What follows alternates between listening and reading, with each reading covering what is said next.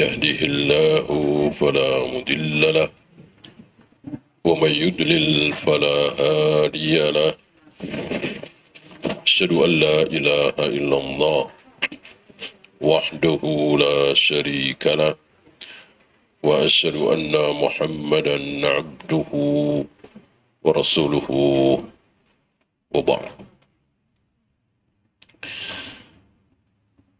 Terakhir kita bahas tentang pondasi.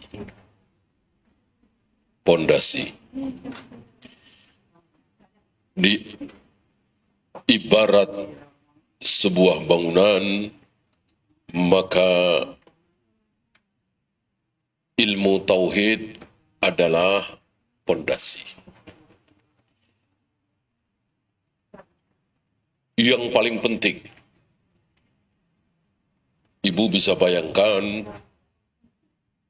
pintunya bagus, jendelanya bagus, temboknya bagus, atapnya bagus, tapi pondasinya rapuh. Ibu mau beli rumah itu? Nah, tentu tidak mau. Berbahaya. Ya. Ambruk, runtuh, membahayakan. Itulah tauhid. Ya. Memang akhlaknya buruk, memang ibadahnya kurang, tapi tauhidnya menghujam. Ada harapan masuk surga? Ada? Ada. Akhlaknya buruk sekali. Ibadahnya, ya sholat sering ketinggal. Tapi bertauhid, tidak syirik. Maka masih ada harapan masuk surga. Nah, sekarang saya balik. Akhlaknya luar biasa. Nggak bisa ngelihat orang susah. Ada orang susah dibantu, ada orang butuh pertolongan langsung ditolong.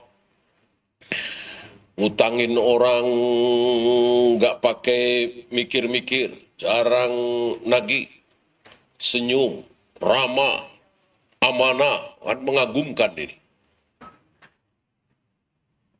Tapi dia meyakini bahwa Tuhan punya anak. Nah, surga apa neraka, Bu? Neraka. Ada harapan masuk surga? Gak ada. Gak ada. Dia meyakini Allah ada di mana-mana, Allah ada di hati saya. Saya dengan Allah bisa menyatu. Gak ada harapan masuk surga. Padahal akhlaknya bagus kan? Ini pentingnya tauhid. Ya. Dan tidak mungkin orang tauhidnya benar kalau tidak pakai wahyu. Gitu. Adapun akhlaknya baik, senyum, ramah, dermawan, tapi dia nggak kenal wahyu, nggak kenal Al-Quran dan Sunnah, bisa nggak? Bisa nggak? Bisa lah. Bisa. Ya, jujur, amanah, pemberani, dermawan, padahal dia nggak kenal Al-Quran dan Sunnah. Ada? Adalah. Ada, mungkin orang Jepang, mungkin orang Amerika, mungkin orang Eropa. Nggak kenal Al-Quran, nggak kenal Sunnah. Tapi jujur, amanah, dermawan. Adakah? Ada. Tanpa wahyu bisa, kalau akhlak itu. Kalau tauhid gimana? Kalau nggak pakai wahyu gimana? Allah ada di mana? Coba kita ngarang sendiri. Kita ngarang sendiri, nggak usah pakai wahyu. Allah ada di mana? Bisa jawab? Ya tentu nggak bisa. Dengan apa Allah menciptakan Adam? Ayo, tanpa wahyu. Kita mikir sendiri. Bisa jawab? Nggak bisa. Apa yang dilakukan oleh Allah di sepertiga malam? Tanpa wahyu nggak bakalan bisa. Dengan apa Allah membolak-balikkan hati manusia? Dengan apa Allah akan menghentikan geraman jahanam? Dengan apa Allah akan menggulung langit? Semuanya dengan wahyu. Ya, jangankan orang kafir, Yahudi, Nasrani, Buddha, Hindu, Konghucu, saudara-saudara kita kaum muslimin, nggak baca wahyu, nggak baca Al-Quran dan Sunnah, dia nggak bisa jawab. Kalau enggak iseng-iseng ibu tanyakan kepada yang enggak ngaji tauhid ya. Dengan apa Allah menciptakan Adam? Nggak bisa jawab. Atau jawabnya suka-suka dengan kun fayakun misalnya. Ya. Karena tidak pakai wahyu. Harus pakai wahyu untuk mempelajari tauhid.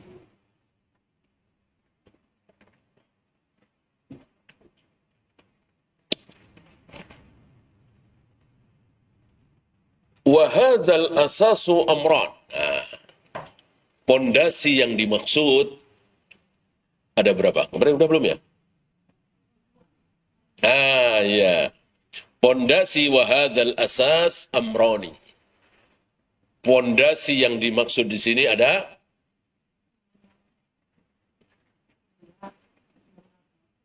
dua. Berarti udah dong kemarin. Tahu dua? Apa gara-gara saya begini?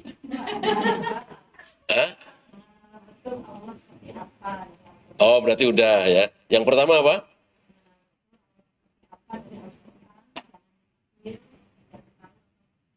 Itu yang pertama. Oh ya, berarti udah. Ya kan?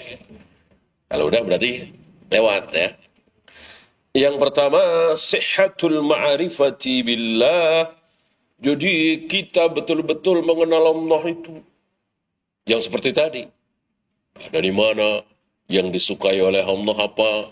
Yang dibenci oleh Allah apa? Apakah yang disukai oleh Allah pasti disukai oleh kita? Allah suka yang indah, kita juga suka yang indah. Oh, berarti sama dong. Allah menyukai kebaikan, kita juga menyukai kebaikan. Oh, berarti apa yang disukai oleh Allah pasti disukai oleh kita, betul? Nah, kita lihat. Allah suka yang genap apa yang ganjil? Ganjil. Sementara biasanya ibu-ibu sukanya yang genap apa yang ganjil? Genap. Iya. Iya.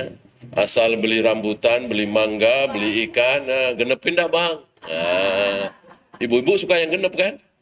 Sementara Allah suka yang ganjil. Berarti kan beda. Maka nggak boleh kita mengkiaskan. Pokoknya kalau kita suka yang genap, Allah suka yang genap. Kata siapa? Allah suka yang ganjil.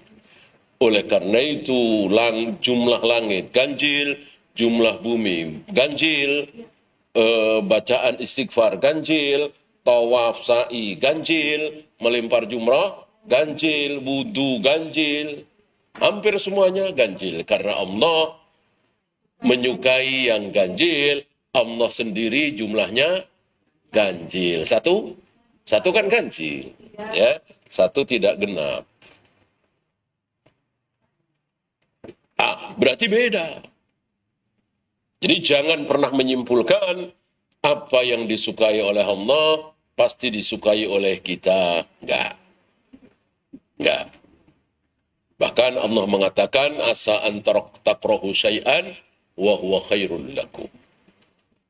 Kadang-kadang kalian membenci sesuatu, padahal sesuatu yang kalian benci itu baik.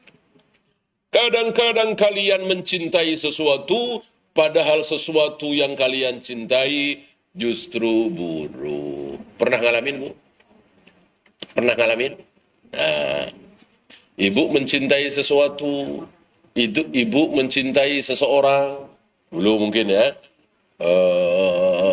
waktu remaja gitu kan, mencintai yang ganteng, yang tampan, yang gagah, nggak taunya jarang sholat, ya kan? Kan jadi buruk. Nggak taunya kafir. Ya, kalau mengikuti hawa nafsu akan mencintai, ya. Tapi waliyadzubillah, na'udzubillah min dzalik, seorang istri di bawah asuhan suami yang jarang sholat, apalagi kafir, waliyadzubillah. Ya. Kata Al-Quran apa, Bu? Budak yang hitam legam lebih baik dari laki-laki kafir. Gitu ya. Laki-laki kafir nih, tapi ganteng, gagah, tampan. Dengan budak yang hitam legam. Tapi dia beriman, tapi dia muslim. maka itu lebih baik. Dan tidak boleh, Bu, ya, seorang wanita, bolehkah suaminya non-muslim? Tidak boleh. Seorang laki-laki, bolehkah istrinya non-muslim? Boleh. Tapi harus ahlul kitab. Nggak boleh Buddha, Hindu, Konghucu, nggak boleh. Harus ahlul kitab. Ahlul kitab masih ingat, Bu? Yahudi dan Nasrani. Yahudi boleh, Nasrani boleh. Ya. Dan itu dilakukan oleh para sahabat. Di antaranya Utsman dan Hudzaifah. Salah satu istri Utsman atau salah satu istri Hudzaifah itu Yahudi. Yahudi, ya. Dan tetap terus berlaku ayat apa, Bu? Ayo, berlaku ayat apa? Seorang laki-laki muslim yang istrinya non-muslim, berlaku ayat ku anfusakum wa ahlikum nara. Jagalah diri kalian dan keluarga kalian dari api neraka. Kalau saya misalnya membiarkan istri saya yang masih non-muslim itu misalnya nggak masuk Islam, berarti? Iya, berarti pasti masuk neraka. Tentu saya harus berusaha sekuat tenaga supaya istri saya yang masih non-muslim itu masuk Islam. Gitu ya. Tapi tidak boleh dipaksa. Apa dalilnya? La ikraha fiddin. Ya. Sini deh, sini. Apa, Bang? Mau masuk Islam nggak? Enggak. Gampar. Besok lagi. Mau masuk Islam nggak? Wah, tonjok. Boleh seperti itu? Nggak boleh. Ya. Harus pakai hujah. Bahwa satu-satunya agama yang diterima oleh Allah hanya Islam. Inna dina indallahil Islam. Wa may yabtaghi ghairal islami dinan fala yuqbala minhu. Barang siapa mencari memeluk agama selain Islam tidak akan diterima, terus disampaikan kepada istrinya. Itu, Bu, ya. Inilah dua asas itu. Asas pertama apa tadi? Mengenal Allah dengan sebetul-betulnya. Jangan sampai salah. Sholat kan jangan sampai salah. Wudhu jangan sampai salah. Tawaf sa'i jangan sampai salah. Adzan qomat jangan sampai salah. Mengenal Allah lebih-lebih lagi. Lebih-lebih lagi. Ya. Misalnya mengatakan Allah nggak punya tangan, Allah nggak punya wajah, ini bahaya sekali. Lebih berbahaya dari sholat subuh 3 rakaat, adzan hayya ala sholatnya 3 kali atau 4 kali, wudhu wajahnya tidak dibasuh, tawaf cuman 5 kali, sa'i cuman 4 kali, itu kan salah semua tuh, nggak sah. Lebih berbahaya lagi mengenal Allah dengan cara yang salah. Allah tidak menciptakan Adam dengan kedua tangannya karena Allah nggak punya tangan. Sebab kalau Allah punya tangan jadi sama dengan kita. Ini bahaya sekali. Sangat berbahaya sekali. Sementara Allah sendiri yang mengatakan, aku telah menciptakan Adam dengan kedua tanganku. Di hadapan siapa Allah mengatakan seperti itu? Di hadapan malaikat dan iblis. Saat iblis tidak mau sujud kepada Adam. Jadi Allah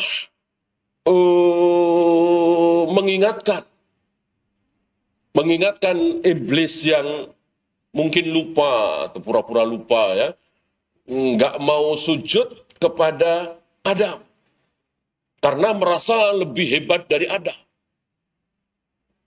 Nah, Allah menyadarkan iblis nih, kenapa engkau tidak mau sujud kepada Adam? Padahal engkau pantas sekali sujud kepada Adam, karena Adam telah aku ciptakan dengan kedua tanganku. Beda dengan engkau, Jibril, Mikael, gunung, langit, matahari, bulan. Gak ada yang aku ciptakan dengan kedua tanganku langsung. Yang aku ciptakan dengan kedua tanganku langsung hanya Adam. Maka tidak ada makhluk seindah Adam, setampan Adam, seganteng Adam, sebagus Adam. Ya kalau manusia, ya kita tahulah ya. Ibu tahulah ya. Di antara sapi, kerbau, kera, babi, congcorang, apalagi kerbau, manusia, yang paling indah, yang paling bagus mana? Ya tentu manusia. Kita semua sepakat. Kalau jin dan malaikat kan kita belum pernah lihat. Tapi kita yakin paling indah. Gitu. Nah, di antara manusia-manusia yang ada, paling indah, paling tampan, paling cakep, paling sempurna siapa? Adam. Adam, kenapa? Karena diciptakan langsung oleh kedua tangan Allah. Kalau ibu, saya pakai tangan Allah apa enggak? Enggak, itu cuma ada. Yang diciptakan langsung oleh kedua tangan Allah cuman Nabi Adam. Kita enggak, kita semua tahu kita terjadi dari pertemuan air ayah dengan air ibu. Jadilah kita kan, bukan dengan tangan Allah. Yang dengan tangan Allah cuman ada. Ya. Di pelajaran awal dulu kan kita pernah bahas. Jadi penciptaan manusia itu ada berapa, Bu? Masih ingat? Macam-macam penciptaan manusia itu ada berapa, Bu? Iya, ada 4. 1, tanpa ayah, tanpa ibu. 2, tanpa ibu dengan ayah. Maksudnya dengan perantara seorang laki-laki. 3, tanpa ayah dengan ibu. 4, dengan ayah, dengan ibu kita semua ini. Yang pertama, tanpa ayah, tanpa ibu. Siapa? Adam, cuma Adam doang. Diciptakan langsung oleh kedua tangan Allah. Yang kedua, tanpa ibu dengan ayah. Siapa? Iya. Hawa itu tanpa ibu. Ya, ibu dari mana? Belum ada seorang wanita kan? Beliau kan wanita pertama. Tapi dengan ayah, maksudnya dengan perantara seorang laki-laki yang bernama Adam. Diambil dari tulang rusuk. Jadi Hawa itu diambil dari tulang rusuk Adam yang paling ujung, yang paling bengkok, ya. Maka wanita itu tercipta khuliqat min jila'in, tercipta dari sesuatu yang bengkok. Maka kita harus akui, ibu harus akui bahwa siapapun ibu, mau hafal Al-Quran, mau hafal ribuan hadis, bahkan istri-istri Nabi, sifat bengkoknya pasti ada. Termasuk Aisyah. Ibu masih ingat ketika Aisyah bersama Nabi SAW, tiba-tiba tengah malam, Nabi mindik-mindik. Tahu mindik-mindik? Nah, tahu ya? Nabi mindik-mindik pelan-pelan. Maksudnya biar Aisyah nggak kebangun. Ya, bangun. Kebetulan Aisyah mungkin belum tidur atau sudah kebangun duluan. Artinya sadar melihat. Ya, Nabi mindik-mindik meninggalkan Aisyah. Ya. Nah, ternyata Aisyah husnudzon apa suudzon? Iya, suudzon. Kalau kata ibu, nih, lagi gua mau kemana nih? Gitu, kan? Ini mau kemana nih? Kan istrinya banyak. Ya, ini kan giliran saya. Ngapain keluar? Mau ke istri yang mana nih? Kira-kira begitu. Ya. Oh, maka muncullah sifat bengkoknya itu. Padahal Aisyah kan tahu, sadar bahwa suami beliau ini, suami Aisyah ini siapa?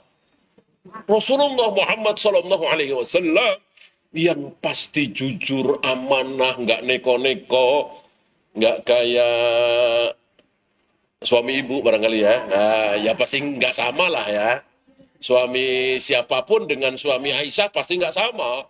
Artinya beliau soleh, baik, amanah, masih saja di suudzon.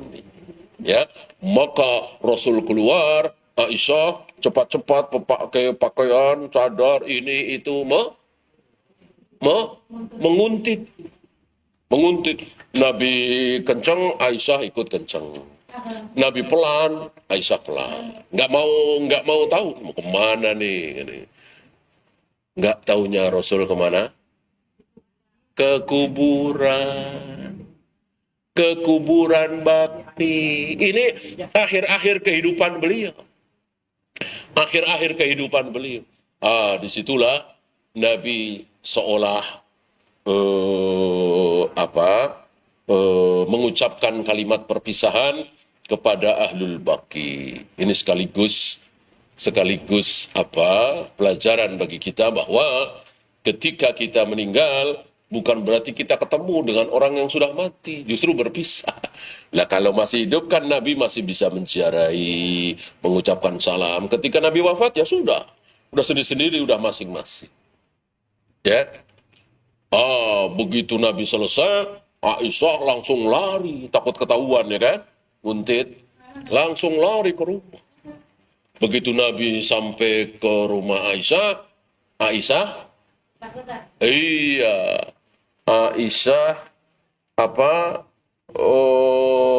menggeh-menggeh ya. Menggeh-menggeh kecapean lari. Nah ini ya. Ini sifat wanita seperti itu, Bing. Karena apa? Karena tercipta dari tulang rusuk yang paling bengkok. Gitu. Itulah awal ya. Yang ketiga, insya Allah ibu tahu ya, tanpa ayah tapi dengan ibu, yaitu Nabi Isa. Nah yang keempat, pasti dengan ayah, dengan ibu kita semua ini. Dan ibu wajib yakin, nggak mungkin ada yang ke-5, nggak mungkin ada yang ke-6, ke-7, ya. Nah, kalau si fulan ini nggak ada ayah, nggak ada ibu, tiba-tiba muncul dari balik pohon, ya jangan percaya. Jangan percaya. Kalau si fulan ini muncul dari balik batu tiba-tiba, jangan percaya. Pasti ada ayah, ada ibu. Ya.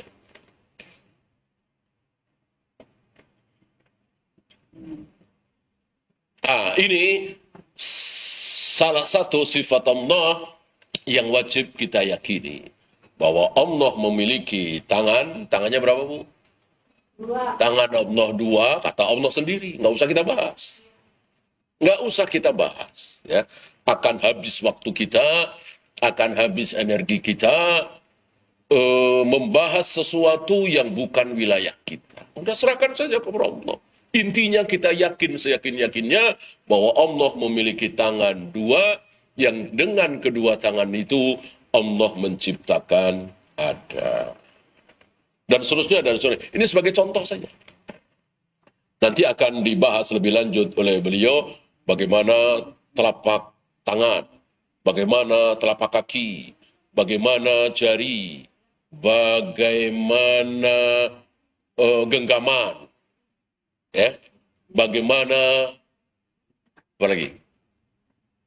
Betis, ya. Bagaimana wajah, ya, ada wajah Allah. Apalagi bagaimana hidung, ada hidung? Nggak ada. Jangan ngarang, nggak boleh ngarang. Hidung Allah nggak ada, alis Allah nggak ada, pipi Allah nggak ada. Kita harus membahas yang ada di dalam Al-Quran dan Sunnah. Wajah, jari, telapak tangan, telapak kaki, genggaman, dan seterusnya yang tidak ada dalam Al-Quran dan Sunnah, kita tidak boleh pakai kias. Nah, Allah kan punya wajah. Namanya wajah pasti ada pipi, ada hidung. Yaitu wajah kita. Wajah kita betul. Ada pipinya, ada hidungnya. Wajah Allah tidak sama dengan wajah kita. Untuk mengatakan bahwa wajah Allah ada hidungnya, ada pipinya, harus ada dalil. Mana dalil? Ketika tidak ada dalil, maka cukup kita mengatakan wajah Allah, titik. Dan ini membuat Ahlus Sunnah enteng, ringan, mudah, sederhana, gampang sekali. Berbeda dengan Asy'ariyah, Maturidiyah, Jahmiyah, Jabariyah, itu membahas sifat Allah itu rumit, pusing, bertele-tele. Karena tidak sami'na wa ata'na. Tangan Allah, dibahas oleh mereka. Tangan begini, wajah dibahas. Berbeda dengan Ahlus Sunnah.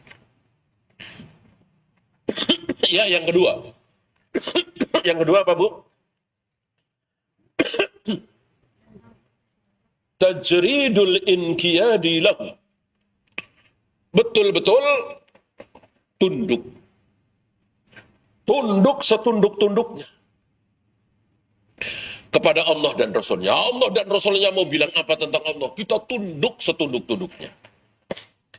Apapun yang dikatakan oleh Allah dan Rasulnya, termasuk tunduk di sini taat.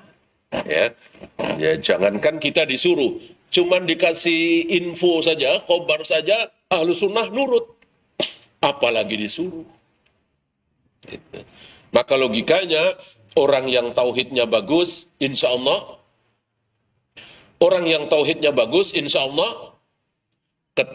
ketaatannya juga bagus. Gitu ya. Ya, misalnya kita sikoh percaya dengan seseorang. Ya. Apapun tentang beliau kita percaya. Beliau orang baik, beliau orang jujur, beliau orang amanah, beliau orang yang berilmu. Setiap kali beliau berbicara, kita percaya. Misalnya, tiba-tiba beliau nyuruh kita. Ya. Tolong baca ini ya, dari sini sampai sini. Kira-kira semangat nggak kita untuk taat? Insya Allah. Karena kita cinta kepada beliau. Beliau ngomong apa, insya Allah kita percaya. Beliau jujur, amanah, baik hati, dermawan. Gitu. Nah ini Allah Rabbul Alamin. Apapun kata Allah tentang dirinya, kita percaya. Aku menciptakan Adam dengan kedua tanganku. Aku akan menggulung langit dengan tangan kananku. Aku membolak-balikkan hati manusia dengan dua jariku. Aku menghadapkan wajahku ke wajah orang yang sedang sholat. Dan seterusnya. Tiba-tiba Allah, dan kita percaya. Kita percaya 100%. Bahwa Allah betul-betul menciptakan Adam dengan kedua tangannya. Allah betul-betul menghadapkan wajahnya ke wajah orang yang sedang sholat. Allah betul-betul akan menggulung langit dengan tangan kanannya. Allah betul-betul akan menghentikan geraman jahanam dengan telapak kakinya. Kita betul-betul percaya. Tiba-tiba Allah nyuruh kita. Kalau engkau punya uang, badan sehat, kalau perempuan punya mahram, pergi ke sana ya. Pergi ke sana pas bulan Dzulhijjah. Kalau punya uang, kalau sehat, kalau perempuan punya mahram atau punya suami. Gitu. Kira-kira kita mau taat nggak, Bu? Insya Allah. Insya Allah kita mau taat. Orang nggak disuruh aja kita percaya. Apalagi kita disuruh. Gitu. Maka ini hikmah dari mempelajari ilmu tauhid. Dengan kita yakin betul dengan ilmu tauhid, kita akan semakin taat. Semakin taat. Ya. Maka menjadi aneh. Dan jarang sekali, walaupun ada ya, jarang sekali. Tauhidnya bagus, akidahnya bagus, tapi ahli maksiat jarang sekali. Ada, insya Allah ada, hadisnya kan ada kan, tapi jarang. Biasanya yang ahli maksiat, yang tidak mau taat kepada Allah dan Rasulnya, itu biasanya tauhidnya bobrok, akidahnya rusak, keyakinannya tentang Allah salah. Biasanya begitu.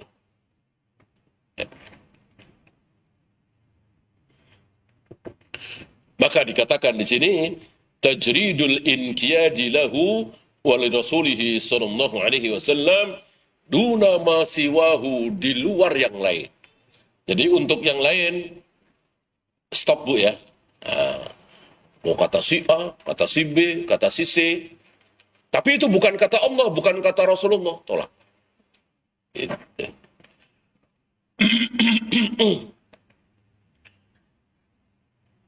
Sepertiga malam itu yang turun bukan Allah, tapi rahmat Allah. Ini kata siapa? Ini kata orang-orang Asy'ariyah, Maturidiyah, bukan kata Allah dan Rasulnya, tolak. Gitu. Maksud tangan Allah adalah kekuasaan Allah, bukan tangan-tangan seperti bahasa kita sehari-hari. Jadi tangan Allah itu apa? Kekuasaan Allah. Kata siapa ini? Ini bukan kata Allah dan Rasulnya, tolak. Ya. Kalau mengatakan bahwa tangan Allah adalah kekuasaan Allah, aku telah menciptakan Adam dengan kedua tanganku. Berarti aku telah menciptakan Adam dengan kedua kekuasaanku. Apa coba? Dua kekuasaan. Apa maksudnya dua kekuasaan? Maksud kekuasaan Allah cuma dua. Ya. Nah itu rancunya orang-orang yang tidak berdasarkan Al-Quran dan Sunnah. Tidak mengikuti manhaj para sahabat. Rancu, salah, hancur, keliru.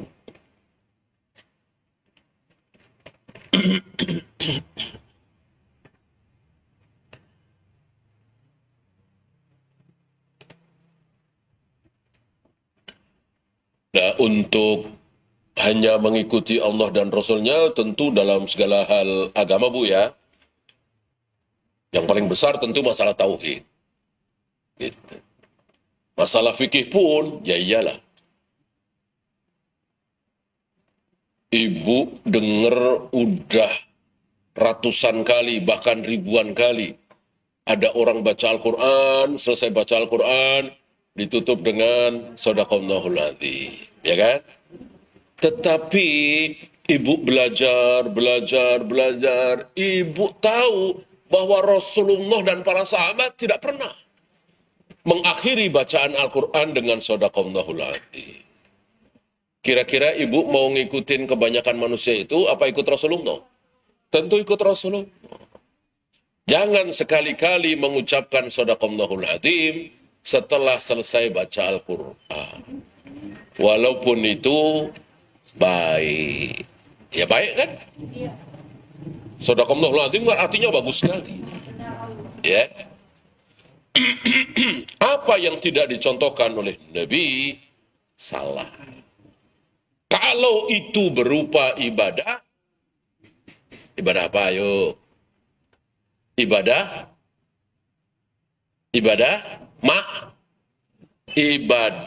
mahdoh. Adapun ibadah ghairu mahdoh, kan ibadah ada dua Bu. Pelajaran awal lagi nih. Ibadah ada dua. Ibadah apa dan apa?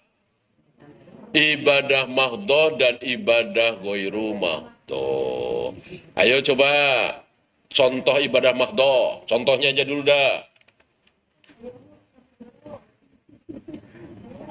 Contoh ibadah mahdoh, ayo. Ada catatan? Apa? Ayo, contoh ibadah mahdoh. Sholat. Terus, masa sholat doang? Puasa, haji, apa lagi? Zakat, iya. Jangan bilang sedekah ya, zakat. Sedekah nanti lain lagi. Apa lagi? Segitu doang? Masih banyak sekali. Wudu, azan, qomat, tawaf, sa'i, melempar jumroh, mencium hajar aswad. Itu semua kan ibadah kan? Ibadah mahdoh. Ya kan? Nah, mari kita bandingkan dengan ibadah ghairu mahdoh. Ghairu itu bukan. Jadi mahdoh dan bukan mahdoh kita ajalah biar gampang. Ibadah ghairu mahdoh, apa contohnya? Ya, sedekah. Tadi udah dapat bocoran. Apalagi? Itu doang? Hah? Ya, berbakti kepada orang tua kan ibadah. Tapi ghairu mahdoh. Taat kepada suami. Apalagi?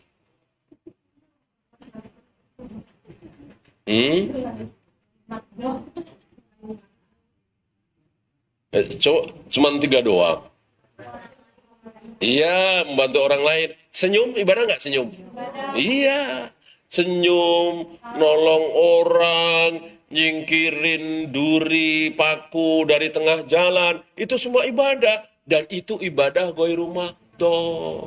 Beda dengan tawaf, sa'i, adzan, qomat, wudu, tayamum, ruku, sujud. Atahiyat awal, atahiyat akhir. Ibu bisa bedakan? Yang mahdoh itu sifatnya apa? Yang ghairu mahdoh itu sifatnya apa? Dan lihat contoh-contohnya, insya Allah ibu bisa sedikit merabalah. Bahwa ibadah mahdoh itu boleh ngarang? Nggak boleh. Ibadah ghairu mahdoh boleh ngarang? Boleh. Boleh ngarang, harus ngarang sendiri-sendiri ya. Nggak perlu mencontoh Nabi. Senyum ibu sudah mirip dengan senyum Rasulullah. Kan ada ustadz yang begitu kan? Senyum ente bid'ah. Karena tidak mencontoh senyum Rasulullah. Itu gara-gara dikit-dikit bid'ah, dikit-dikit bid'ah. Senyum ente bid'ah. Emang senyum ente sama dengan senyum Rasulullah? Ente dari ujung rambut sampai ujung kaki bid'ah semua. Karena nggak sama dengan Rasulullah. Dia nggak paham. Yang harus sama dengan Rasulullah itu ibadah mahdoh. Rukunya, sujudnya, tawafnya, sa'inya, melempar jumrohnya, mencium hajar aswadnya. Maka para ulama mengatakan mencium hajar aswad dengan mengecupnya, mengeluarkan bunyi kecupan. Pahala apa dosa? Dosa mencium hajar aswad dengan mengecupnya, mengeluarkan bunyi kecupan. Seperti kita mencium pipi anak-anak kan ada kecupannya. Itu dosa kalau mencium hajar aswad. Kenapa? Karena Rasul tidak pernah mencium hajar aswad dengan bunyi kecupan. Itu sampai segitunya para ulama Ahlus Sunnah jeli. Karena mencium hajar aswad, tawaf, sa'i, melempar jumroh, itu ibadah mahdoh. Harus persis seperti Nabi, tidak boleh menambah. Tidak boleh menambah. Adapun ghairu mahdoh, boleh. Ngarang sendiri. Cari nafkah, tidak sama dengan Nabi cari nafkah. Bolehkah? Boleh. Pernahkah Nabi dan para sahabat cari nafkah dengan jualan online? Pernah Rasul dan para sahabat jualan online? Kita kok berani cari nafkah dengan jualan online? Karena cari nafkah ibadah ghairu mahdoh. Tidak harus mencontoh Rasul dan para sahabat. Bebas. Gitu ya.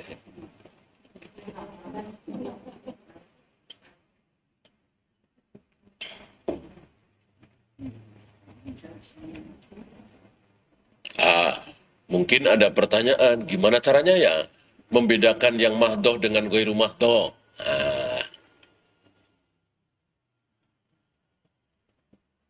Ada, masih ingat caranya?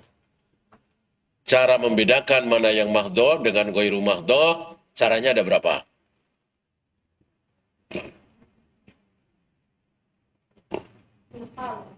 Lupa. Tapi kayaknya pernah ingat ya, kita bahas ini pernah ingat ya?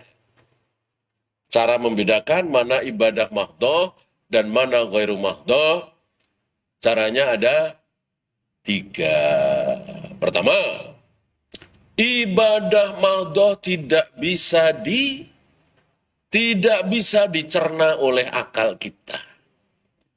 Kenapa harus ruku? Kenapa harus sujud? Kenapa jumroh harus dilempar-lempar? Kenapa Hajar Aswad harus dicium? Kenapa tidak boleh dibalik? Hajar Aswad dilempar, jumroh dicium. Nah, akal nggak bisa cerna. Ya kan? Nggak ada jawaban. Adapun kenapa cari nafkah, kenapa senyum, kenapa harus sedekah, akal bisa cerna apa tidak? Hah? Kenapa sih harus cari nafkah? Kenapa sih harus senyum? Akal bisa mencerna. Kalau subuh 2 rakaat, maghrib 3 rakaat, akal tidak bisa menjawab. Kenapa sih subuh 2 rakaat? Nggak bisa dijawab. Gitu. Bukankah subuh itu kan pagi? Mestinya banyakan dikit tuh. 5 rakaat, apa 7 rakaat, kan sekalian olahraga tuh. Nah, kan nggak bisa pakai akal seperti itu. Itulah ibadah mahdhah. Adapun ghairu mahdhah bisa dicerna oleh akal. Itu yang pertama. Yang kedua, ibadah mahdhah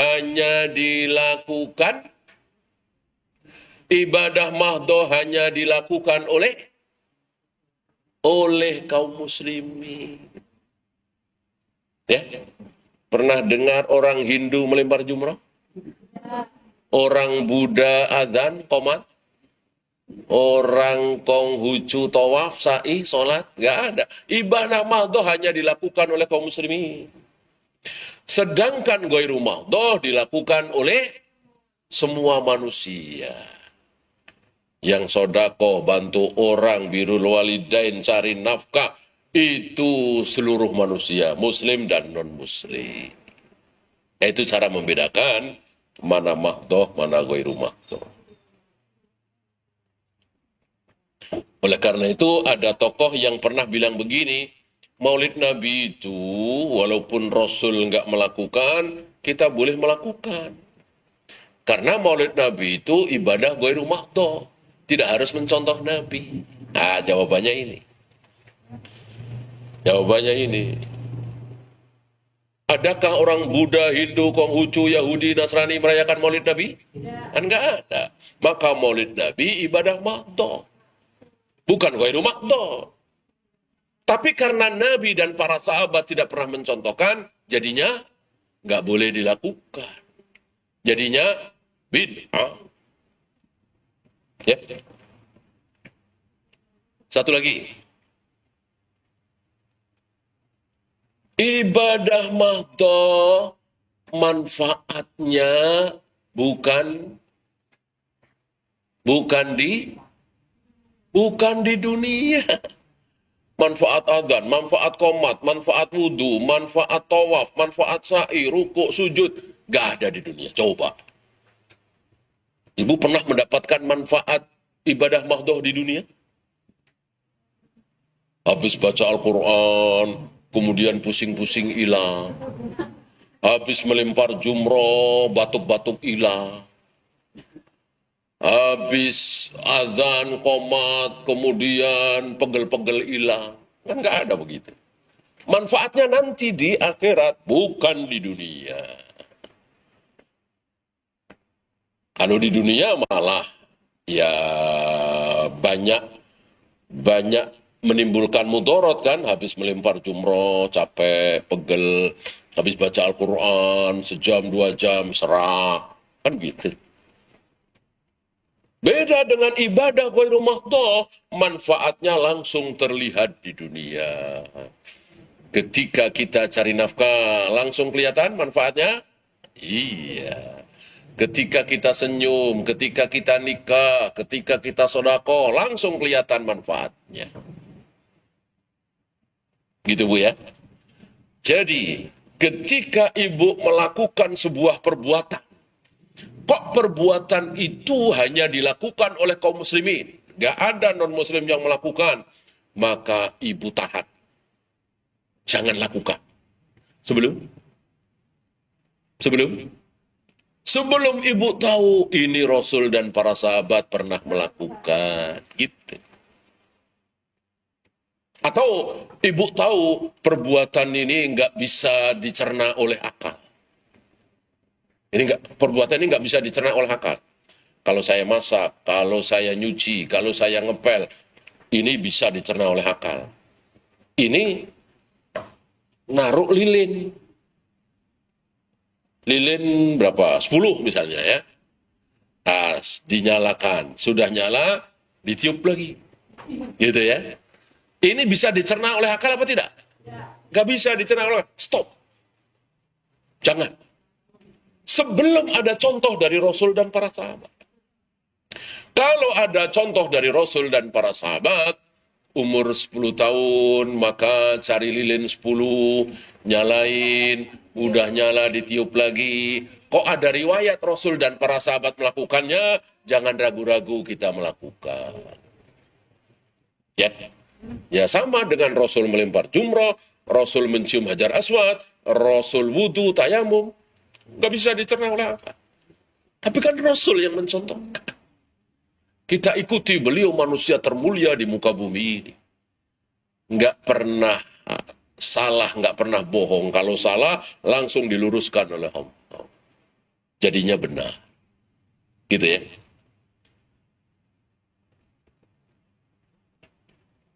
Nah, termasuk satu lagi. Ada perbuatan, kok nggak ada manfaatnya. Nggak ada manfaatnya apa sih ini? Ya. Telur yang mestinya digoreng, direbus, ini diinjak. Ya, kira-kira ada manfaatnya nggak? Nah, jangan. Kecuali ada contoh dari Rasul dan para sahabat. Rasul atau sahabat ketika mau nikah, nginjak telur. Ya, kan mubazir, walaupun satu tetap mubazir. Nggak boleh.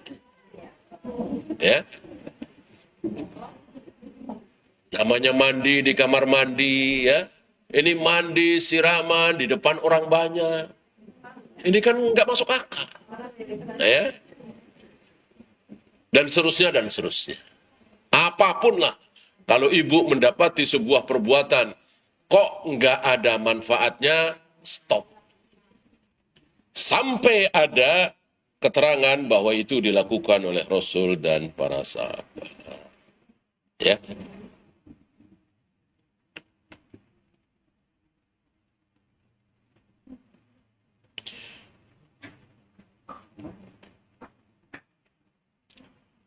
ولذا كثرت الدلائل في القرآن الكريم لهذا الأساس المثبتة لهذا الأصل.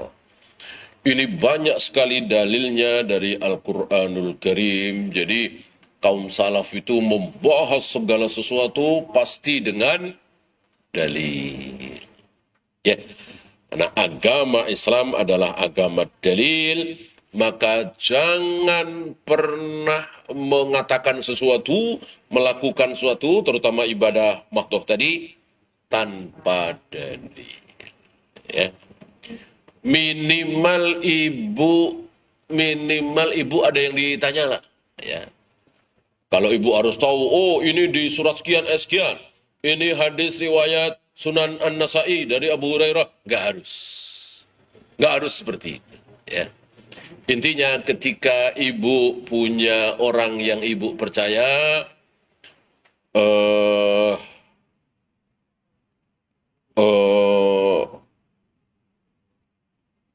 Bapak setelah selesai makan, ya selesai makan, saya lihat Bapak tidak pernah langsung tangannya dicuci, ya. Tapi Bapak jilat-jilat dulu, ya. Itu ada dalilnya enggak? Gitu. Dijawab oleh si bapak, ada. Ini Rasulullah begini. Ya. Nah, ibu percaya masih bapak ini. Taruhlah beliau guru agama atau ustadz ya. Lalu ibu ikut-ikutan. Boleh apa tidak? Boleh, karena si bapak ini mengatakan ini Rasulullah. Gitu ya. Kecuali si bapak ini jawab begini. Kok dijilat-jilat Pak jarinya? Udah ikutin aja. Saya itu di pesantren 25 tahun. Nggak mungkin saya salah. Udah ikutin aja. Kalau bapak melakukan, udah ikutin saja. Ikutin jangan, Bu. Ikutinnya jangan. Dia nggak bawa-bawa Rasulullah, nggak bawa dalil. Kalau dia mengatakan ini Rasulullah, ibu boleh ikut dengan syarat ibu sikoh sama dia ya, percaya ya. Kalau ibu nggak percaya jangan. Ya, baru kenal misalnya ya jangan. Ibu kenal betul bahwa si bapak ini selalu mempraktekkan apa yang dari Nabi Sallallahu Alaihi Wasallam. Ya.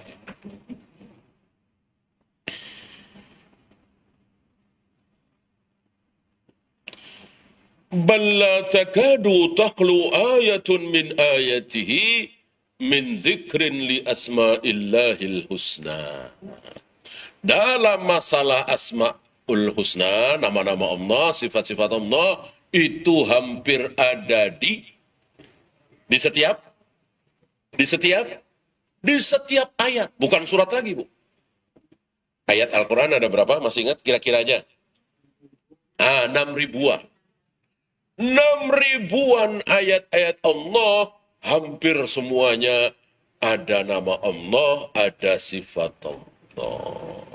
Ini menunjukkan bahwa mengetahui nama-nama Allah, sifat-sifat Allah, sesuai apa yang dikehendaki oleh Allah dan Rasulnya, ini wajib.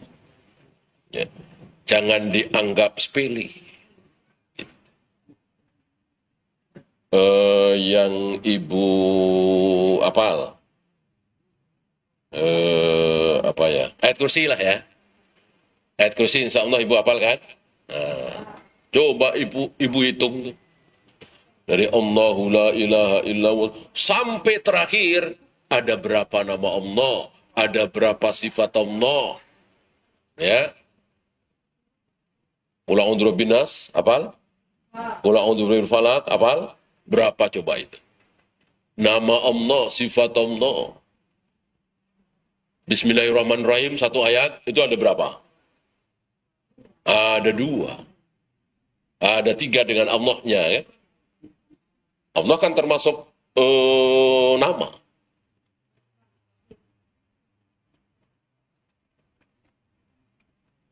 Berarti luar biasa memahami nama-nama dan sifat. Paham Bu ya? Ada pertanyaan?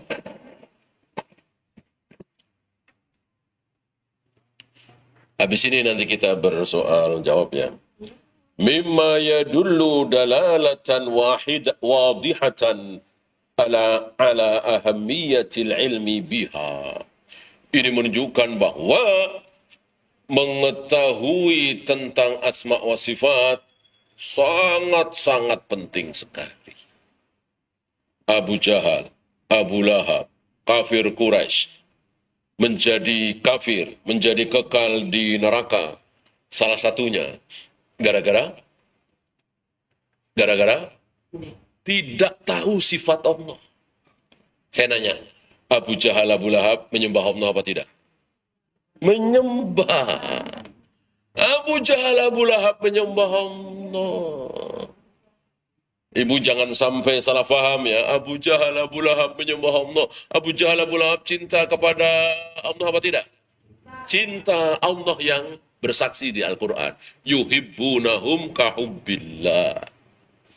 Abu Jahal, Abu Lahab itu, kafir Quraisy itu, mencintai berhala-berhala itu sama dengan Abu Jahal, Abu Lahab mencintai Allah. Berarti Abu Jahal, Abu Lahab mencintai Allah.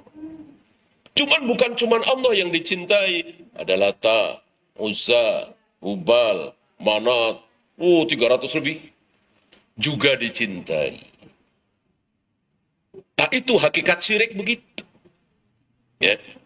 Ada orang yang cinta dengan masjid. Banyaklah. Masjidil Haram, cinta. Masjid Nabawi, cinta. Masjid cinta. Dia sering berjamaah sholat di masjid. Tapi dengan kuburan keramat juga cinta. Dia suka ke masjid, dia juga suka ke kuburan-kuburan keramat itu. Ya. Bahkan kadang-kadang baca Al-Quran di masjid biasa-biasa saja. Begitu baca Al-Quran di atas kuburan keramat, nangis. Khusyuk. Kira-kira yang bikin dia nangis siapa, Bu? Setan, siapa lagi kalau bukan setan? Setan membuat dia menangis. Ya, setan itu kelakuan setan itu, kerjaan setan itu apa sih? Nipu. Nipu, ditipu oleh setan itu. Dibikin nangis, dibikin khusyuk. Padahal itu tipuan setan. Mana ada Rasul dan para sahabat baca Al-Quran di atas kubur, sholat di atas kubur, beribadah di atas kubur? Nggak ada. Ini tiba-tiba ada seorang muslim yang baca Al-Quran, ibadah di atas kuburan, dan nangis. Khusyuk. Lebih khusyuk ketimbang dia sholat di masjid, di rumah. Ya setan. Kan kerjaan setan itu nipu. Di sini ditipu oleh setan. Siapa yang tidak bisa ditipu oleh setan? Yang berilmu. Yang berpedoman dengan Al-Quran dan Sunnah. Hanya sekedar cinta, hanya sekedar rajin, hanya sekedar jujur, amanah, masih bisa ditipu oleh setan. Yang tidak bisa ditipu adalah yang berpedoman dengan Al-Quran dan Sunnah.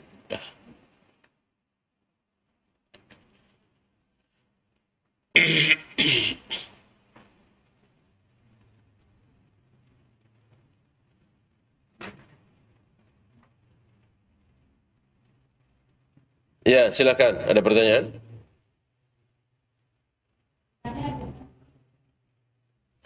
Ya. Seperti itu, menginjak bola berapa? Assalamualaikum. Injak telur kenapa? Ini Ustaz. Kalau dalam adat atau upacara pernikahan itu apa ada namanya menginjak bola?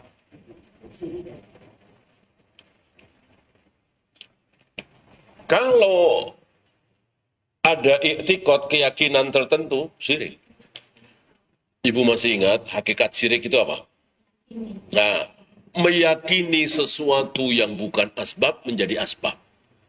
Itu syirik. Kalau meyakini ini sebagai asbab, tidak syirik. Alhamdulillah, dagangan saya laris. Kenapa? Karena setiap kali saya gelar dagangan, itu dagangan saya tiup-tiup sambil baca bismillah 17 kali. Syirik nggak? Syirik. Walaupun bawa-bawa bismillah, nggak ada contoh dari Nabi, baca bismillah 17 kali. Sambil tiup-tiup. Itu bukan asbab, dibikin asbab. Alhamdulillah, dagangan saya ini laris karena apa? Karena saya jualannya di bawah harga pasar. Lebih murah dari yang lain. Syirik nggak? Enggak, karena itu asbab. Karena saya jualan di tempat ramai. Strategis. Syirik apa tidak? Tidak. Nah, jika dengan menginjak telur itu dia yakin, kalau tidak nginjak telur, nanti rumah tangganya berantakan. Kurang harmonis. Syirik nggak? Syirik. Tapi kalau iseng-iseng doang, ya ini gimana ya, biar nggak rame aja lah orang-orang tua ya. Ya tidak syirik, tapi dosa. Ya dosa kenapa? Dosa kenapa? Ya mubazir. Ya, mubazir. Maka ganti telur itu dengan kerikil misalnya. Ya, kalau kerikil kan tidak mubazir. Usulin aja, ya. Ini kan sayang telur. Ganti kerikil aja yang agak gedean.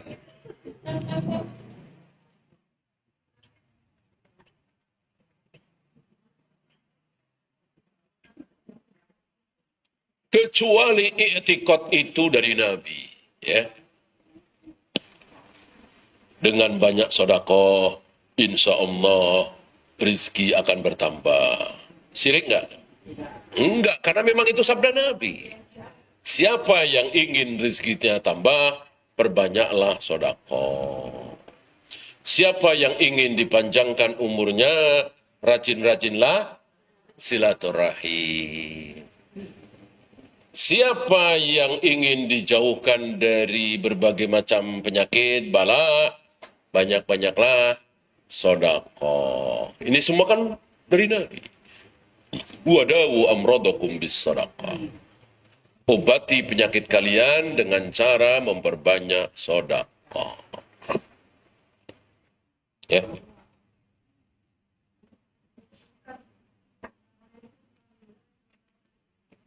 Assalamualaikum warahmatullahi wabarakatuh.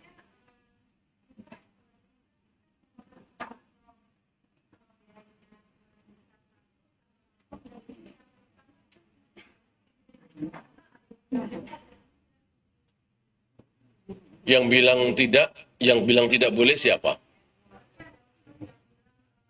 Yang pertama kali, jangan Ustadz. Kalau Ustadz pasti niru-niru ya kan? Nggak mungkin pertama kali. Yang pertama kali melarang seorang wanita safar tanpa mahram, yang larang siapa? Siapa? Rasul. Selesai. Ya. Rasul melarang, tiba-tiba Imam Syafi'i, boleh. Imam Syafi'i ini, nggak usah Imam Syafi'i. Imam Syafi'i, Imam Bukhari, Imam Malik, Abu Hanifah, Ahmad. 10 imam besar mengatakan boleh. Apakah larangan Rasulullah jadi batal? Ya. Tidak. Apalagi cuma ustaz. Ini Rasul yang larang.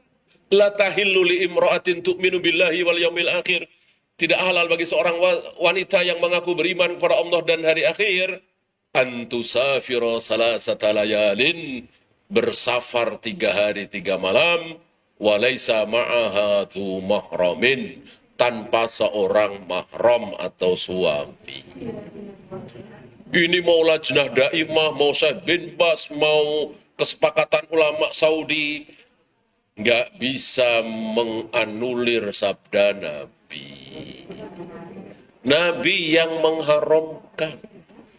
Tidak halal kan berarti haram. Dan taruhannya berat. Taruhannya apa tadi? Beriman kepada Allah dan hari akhir. Berat itu ya taruhannya.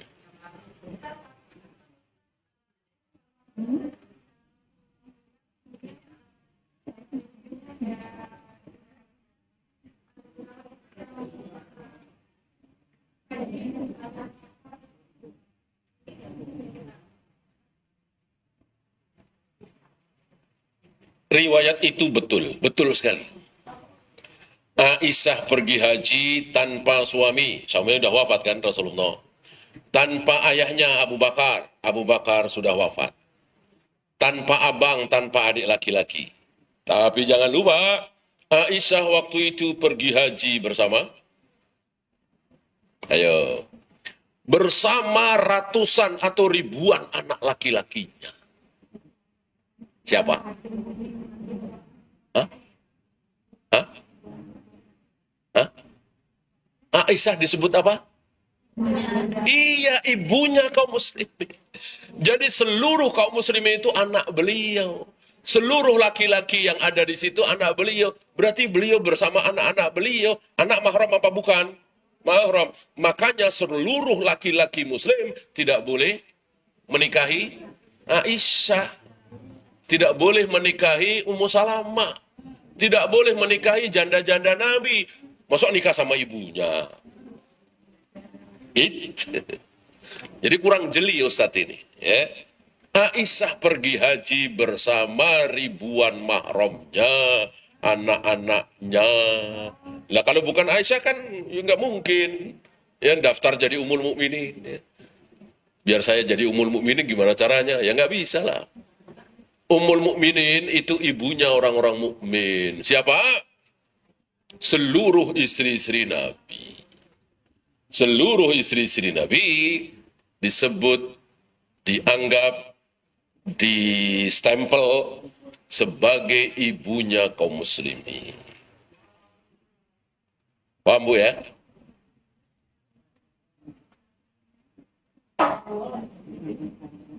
Kalau haji dan umroh pertama katanya boleh. Ya tunggu, kalau kata Nabi boleh pertama ya kita taat. Mana coba? Kecuali pertama. Bisa ngarang-ngarang seperti itu ya. Ibu tahu gak itu hadisnya orang apa? Itu hadisnya orang travel. Hadisnya orang travel begitu. Travel mah apa aja boleh. Jangan menghalalkan segala cara lah ya. Hadisnya orang travel. Tadi Nabi mengatakan 3 hari 3 malam, ya. Tapi yang di riwayat lain 2 hari 2 malam, di riwayat lain 1 hari 1. Intinya janganlah, walaupun cuman pagi sampai sore. Coba ibu dari Jakarta ke Singapura berapa jam coba? Ya paling sejam setengah ya. Belanja. Habis asar pulang lagi ke Jakarta, ya. Boleh? Enggak.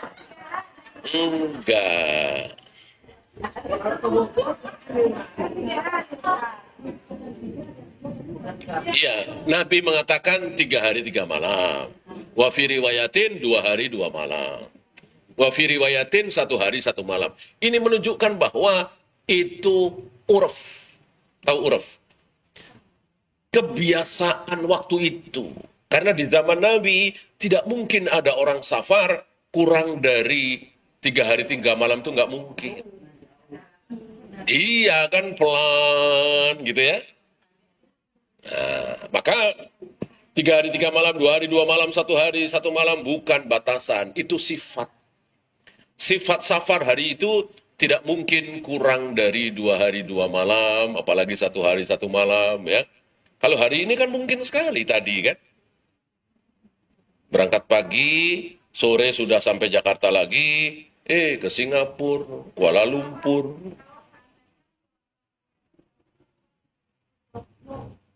Seandainya apa? Pulang kampung jaraknya berapa?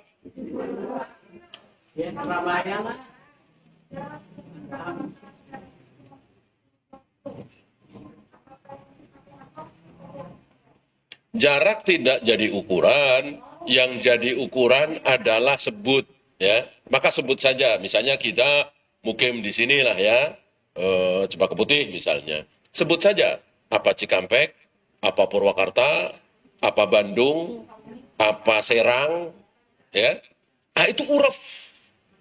Uruf coba orang-orang Jakarta itu ketika sekarang ya, ketika ke Cilegon misalnya, ketika ke Serang misalnya, ketika ke Pandeglang misalnya, itu sudah dianggap safar apa belum. Jadi jarak tidak jadi ukuran. Tapi uruf. Uruf itu apa ya? Ya kebiasaan sehari-hari. Kebiasaan setempat. Uruf. Ya. Maka Nabi tidak membatasi kilometer.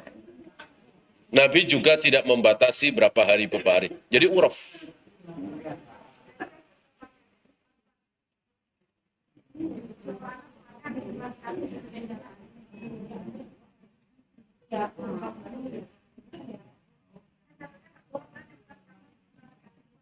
Gimana? Iya, bisa disebutkan tempatnya di mana? Oh, Serang mau insya Allah udah safar ya. Safar. Jadi ketika ibu ke Serang, walaupun itu kota kelahiran ibu, tetap aja safar. Apalagi cuma sebulan sekali ya. Nah, maka ketika ibu di Serang, sholat qashar. 4 jadi 2. Kalau kita tidak terbiasa, berarti dianggap safar. Iya, dari Bogor dari mana? Dari sini misalnya. Iya, mungkin. Kita nggak pernah ke sana jarang-jarang. Iya. Karena kita tidak terbiasa, berarti dianggap safar. Iya, tapi ya itu bukan satu-satunya patokan ya. Saya nggak pernah ke Rawamangun misalnya. Dari Mosok jadi safar ya. Jadi itu bukan satu-satunya patokan. Kita berarti kalau sudah jatuh safar itu, sholat kita harus dipotong. Ya, Urut itu terbiasa walaupun jauh, tetap 4 rakaat gitu. Walaupun jauh misalkan ke BSD karena biasa. oh iya. Intinya pokoknya kalau safar di qashar, Kalau tidak safar, ya jangan dikosor. Gitu. Bukan jamak, Bu ya. Kalau jamak nggak ada hubungannya dengan safar.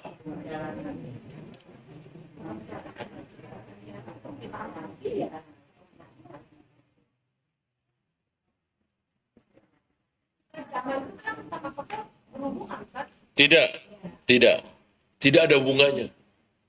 Tidak ada hubungannya. Misalnya ya, ibu di rumah nih, tiba-tiba ada yang kecelakaan berdarah-darah, ya. Ibu bawa itu ke rumah sakit, ya, nolongin yang berdarah-darah. Terdengar adzan zuhur. Udah biarin aja. Udah terus ditolong sampai keadaan aman, ya udah. Nanti sholat zuhur ditarik ke asar, gitu. Atau macet, atau ada kebakaran, atau banjir, boleh zuhur tarik ke asar, asar tarik ke zuhur, maghrib tarik ke isya, isya tarik ke maghrib. Itu namanya jamak. Kosor enggak? Enggak, karena jamak dengan kosor enggak ada hubungannya.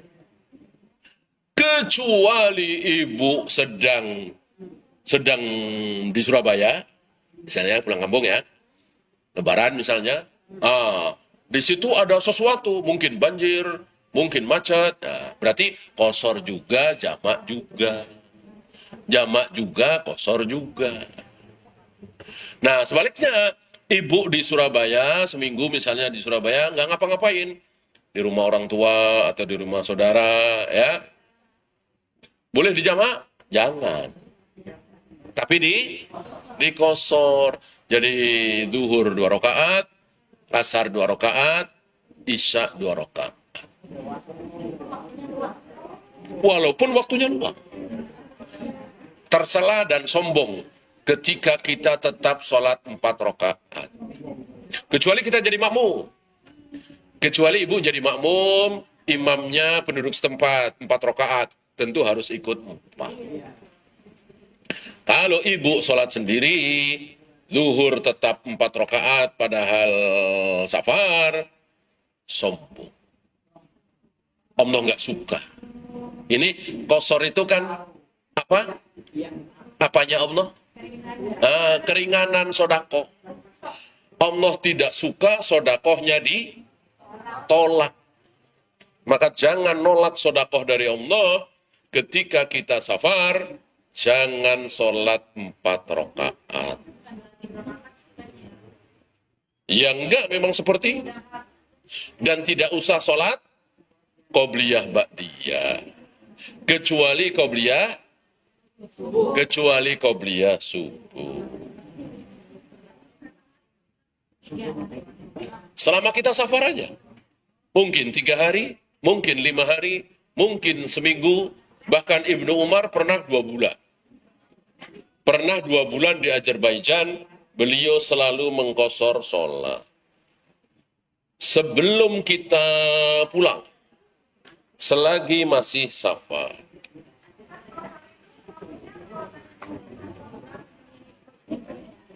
Qosor itu apa?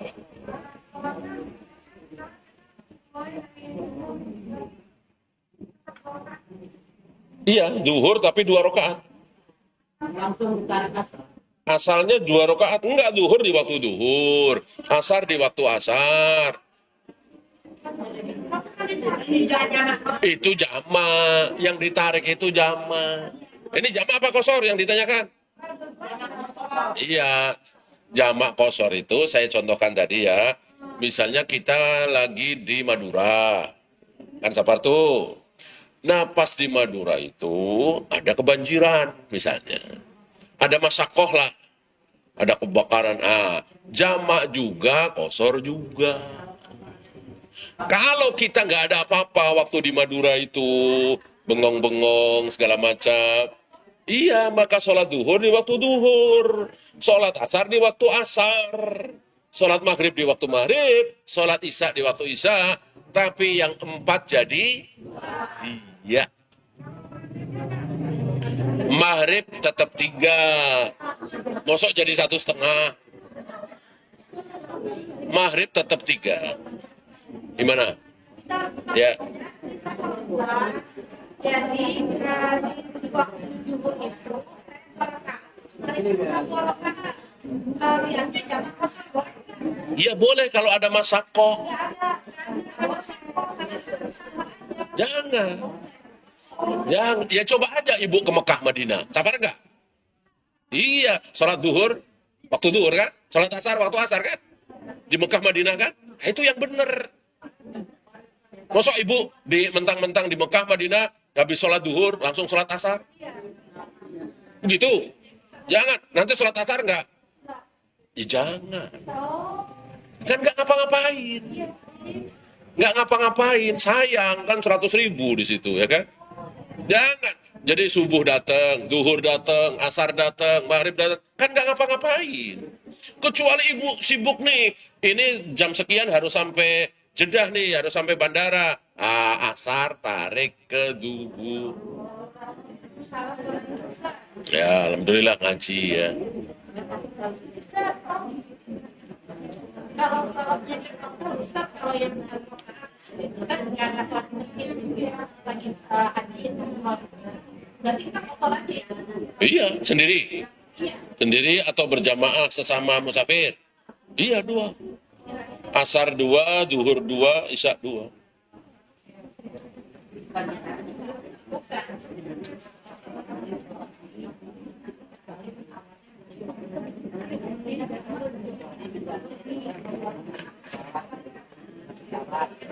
Yang bulan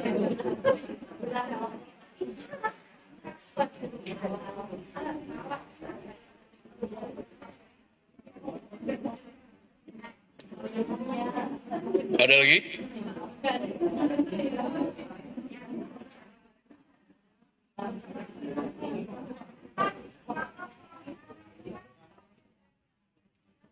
Suami kenapa? Hah? Grab, hah?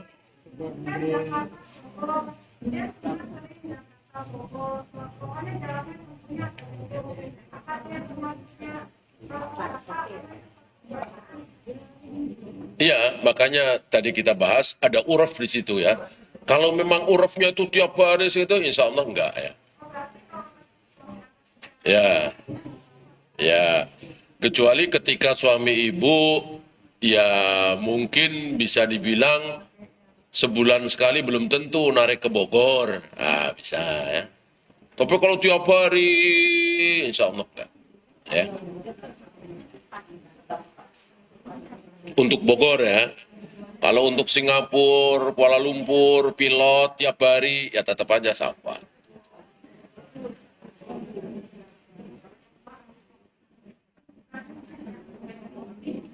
Ada lagi?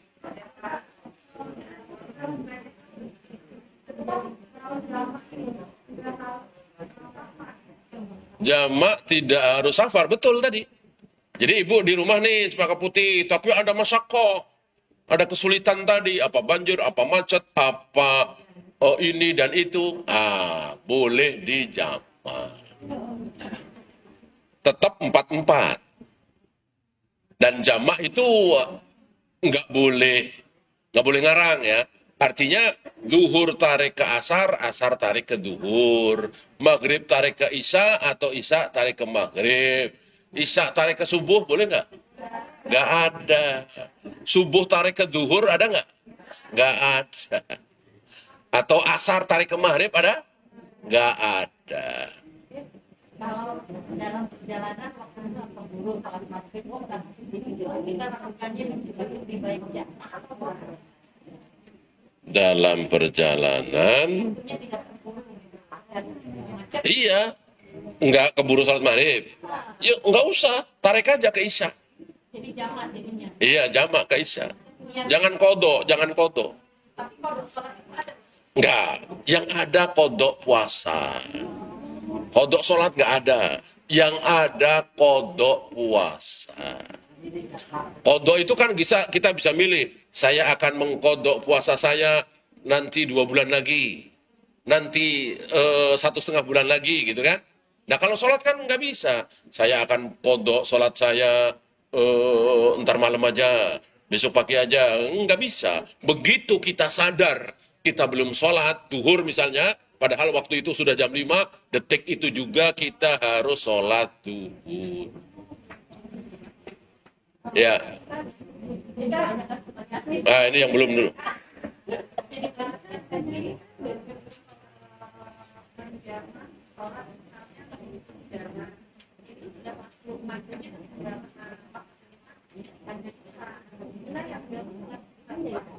Maghrib lah.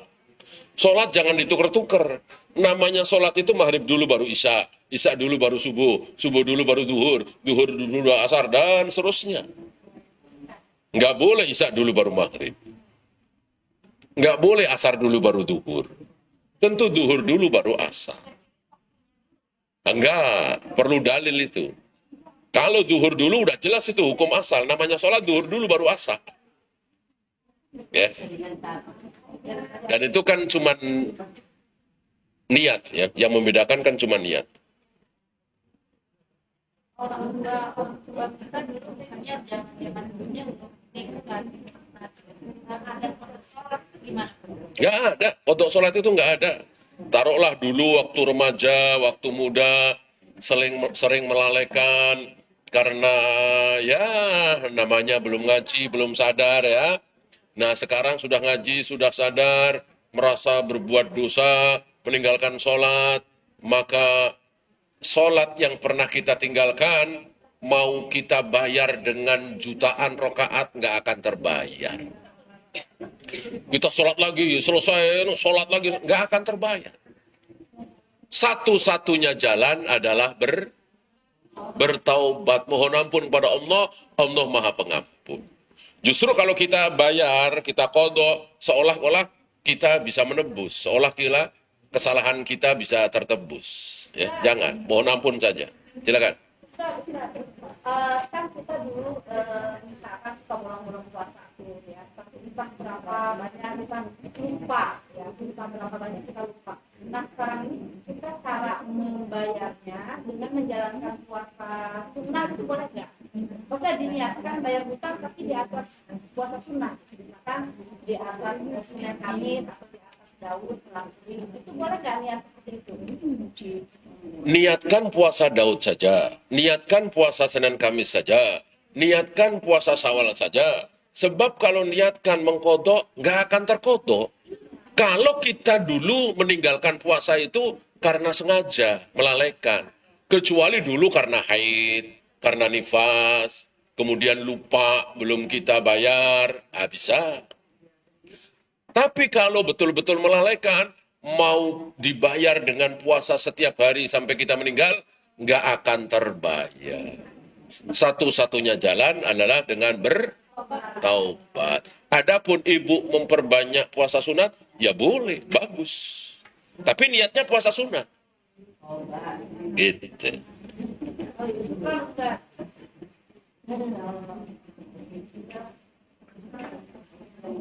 Silakan Bu.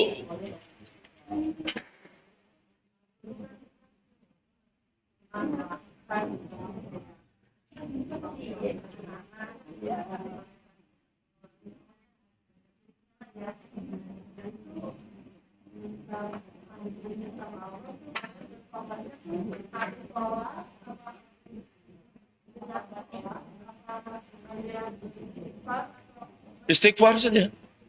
Ya. Enggak, sholat itu sholat itu enggak ada hubungannya dengan taubat ya. Pokoknya taubat adalah memenuhi 3 syarat. 1, berhenti dari maksiat itu. Yang kedua menyesal. Enggak menyesal, enggak sah taubatnya. 1 lagi, bertekad tidak akan mengulang lagi. Enggak ada hubungannya dengan sholat. Memperbanyak sholat sunat, ya. Orang yang bertaubat, betul-betul taubat, biasanya menambah ibadah. Nah, istighfar khusus juga nggak ada. Ya, istighfar secara umum saja. Ya. Jadi, sholat tidak ada hubungannya dengan taubat. Ya. Ya. Kalau kita belum sampai ke tujuan, penyaksian, bisa tidur, dapat tidur, kita sholat boleh nggak itu di jamak? Iya, boleh itu. Betul. Itu kan masyakoh, ya kan? Masyakoh. Artinya dalam perjalanan, nanti asar belum tentu dapat masjid lagi, dan seterusnya, boleh. Yang tidak boleh ketika sudah sampai tujuan, nggak ada kesibukan apa-apa, kok di jamak, nah itu jangan. Seperti ibu di Masjid Nabawi, seperti ibu di Mekah, kan sholat duhur di waktu duhur, sholat asar di waktu asar. Iya, benar. Iya. Sekarang ada lagi ada batas masak itu misalnya apakah sudah tua atau sudah nggak punya surat boleh tanpa mahram kalau kita ngaji atau jalan. Iya, justru ketika sudah tua kan lebih butuh pembimbing ya. Justru ketika sudah umur 70 tahun, 80 tahun kan harus dibimbing. Harus ditemani, masuk sendirian. Siapa yang menemani? Ya suaminya, anaknya, gitu. Yang jelas Rasulullah tidak pernah membatasi. Sampai umur berapa seorang wanita butuh mahram saat safar. Ya? Ya?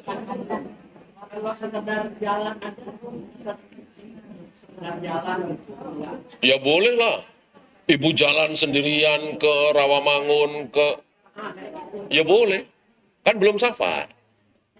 Kalau ibu ke Serang jangan. Ya jangan. Harus bersama suami atau abang. Hah? Mahram dari perempuan itu pasti laki-laki. Masa mahram perempuan?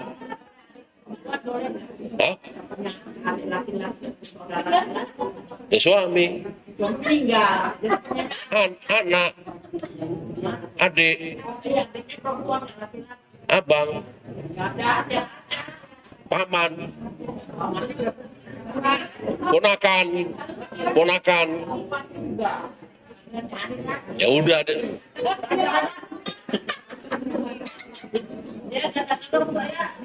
Ini enggak makan. Jadi kalau kita pergi ada sendiri, ya. Yang ada kucunya kecil. Ya udah balik tapi. Oh boleh, ajak dia aja.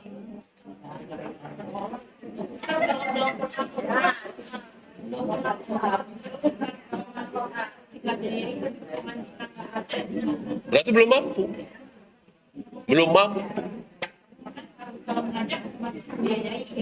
Iya. Ya cari mahram yang kira-kira mau umroh juga. Ya kan? Kan nggak usah membiayai. Ya kan nggak wajib ini. Emang umroh haji itu senang-senang jalan-jalan. Ibadah. Orang ibadah nggak wajib kan mestinya senang. Alhamdulillah nggak wajib.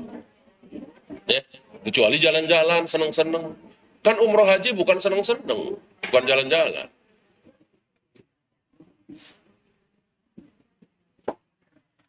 Kalau habis kita akhiri. Subhanakallahumma bihamdika asyhadu an la ilaha illa anta astaghfiruka wa atubu ilaik. Assalamualaikum warahmatullahi wabarakatuh.